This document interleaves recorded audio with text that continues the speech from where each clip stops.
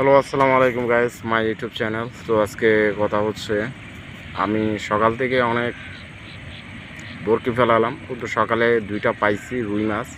তো বাট দেখা যায়, কিন্তু ভাই আমি নিজে ভিডিও করি, তো যখন মাছ যখন লাগে তখন আমি আসলে মাছটাকে তুলতে পারি না, মানে আপনাদেরকে ভিডিওটা মানে দেখাইতে পারি না মাছটা কীভাবে তোলা হয়। তো সেটা আমি আপনাদেরকে দেখাইতে পারি না অনেকটা। বাট করতে গেলে মোবাইলটা পানিতে, একবার আমার এরকম ভিডিও করতে যেয়ে আমার মোবাইলটা পানিতে পড়ে গেছিলো।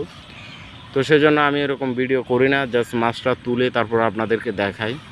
তো যেহেতু আমি বাট আমার চারাতে প্রচুর পরিমাণ বুট আছে, তা দেখা যাক কি অবস্থা হয়। তো এখন প্রায় সন্ধ্যা বিকাল হয়ে গেছে।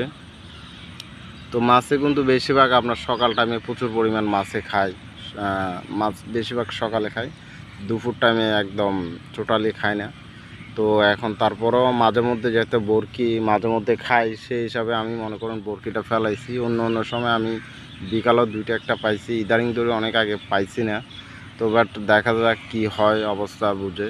আর যারা যারা মাছ ধরেন, তো অবশ্যই আপনারা জানেন যে মাছ ধরাটা বা কীরকম মাছ শিকার করা। তো আমরা অনেক আগের থেকে মাছ শিকার করি, প্রায় 27 বছর ধরে। কিন্তু আমি আগে এরকম জানতাম না যে এইভাবে মাছ ধরে। আমার একটা বস ছিল, তো ওনার থেকে আমি সব কিছু শিখলাম কীভাবে মাছ ধরতে হয়। তো বাট আমি আগে ছোট মাছ ধরতাম, যেমন ট্যাংরা, শিং, এইগুলো বিভিন্ন রকমের মাছ ধরতাম। কিন্তু ইনশাল্লাহ এখন মানে আমার উস্তাদের থেকেও আমি বেশি শিখে ফেলছি, যে আমার উস্তাদ যা জানে না সেটা আমি জানি। তো আমার উস্তাদে কিন্তু জানে না যে চারার মধ্যে রক্ত পচা দিতে হয়। তো আমার উস্তাদে ওইটা কখনো মারে নাই, আর ওটার বিষয় জানে না। তো আমি অনেক আগে রক্ত পচা দিয়ে মারছিলাম, তো মাশাআল্লাহ ভালো মাছ পাইছি।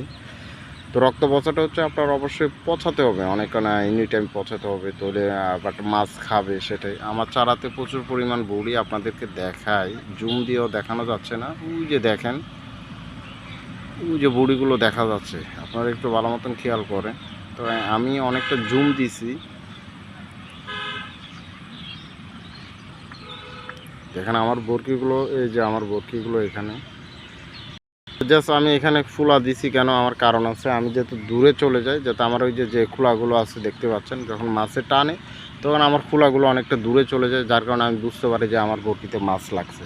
যেহেতু আমি দোকানে নাস্তা করার জন্য, ওই যে উপরে যে দোকানগুলো দেখছেন, এগুলো সবগুলো দোকান, তো আমি ওখানে নাস্তা করতে যাই। ওই যে এখানে একটা জানালা দেখা যায়, ওই জানালার থেকে আমি খেয়াল করি, যেহেতু আমার ফুমগুলো যখন টান দেয় মাছে, যখন বরকিতে বাজে, তখন আমি ওই ফুমগুলোতে আমার খেয়াল রাখতে হয়, যার কারণে। তো দেখা যাক ইনশাল্লাহ কি হয়। তো বিকালে বলতে মাছ একটু কম খাই, তারপরেও মনে করেন মাঝে মধ্যে চারার মধ্যে প্রচুর পরিমাণ ভুড়ি। ওই যে ওইখানে একটা মাছে লাড়া দিছে, আপনাদেরকে দেখায়, ওই যে একদম ওদিকে অনেক বড় একটা মাছ লাড়া দিছে। তো দেখা যাক ইনশাল্লাহ কি অবস্থা হয়।